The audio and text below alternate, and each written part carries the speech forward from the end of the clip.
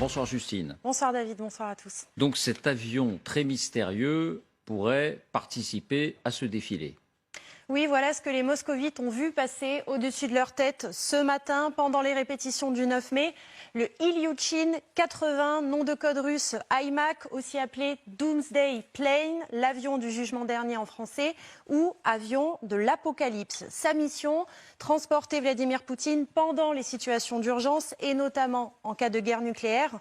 Ce qu'on comprend, c'est donc que la star du défilé militaire du 9 mai, ça sera lui, au-dessus de la place rouge, entouré d'avions de chasse MiG-29.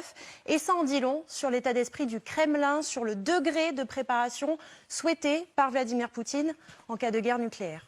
Et c'est une surprise, c'est plutôt une surprise. Oui, c'est une grosse surprise parce que cet avion, c'est l'un des grands mystères de l'aviation russe.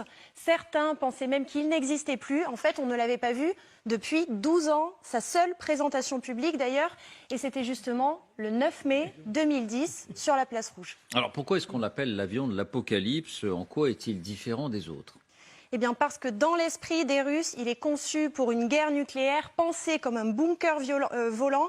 Il n'a pas de hublot, sauf ceux du cockpit en verre ultra renforcé, dit-on. Une seule porte d'embarquement au lieu de 3 pour d'autres avions. Son fuselage est renforcé à l'épreuve des chocs. Bref, tout cela le rend ultra résistant, même à une explosion nucléaire. À son bord, il y a 2 générateurs en cas de défaillance du système électrique. Il y a aussi ce que vous voyez là-haut, un radome, c'est-à-dire un abri protecteur pour des radars et des satellites. Cela afin de communiquer en temps réel avec un sous-marin nucléaire lanceur d'engins.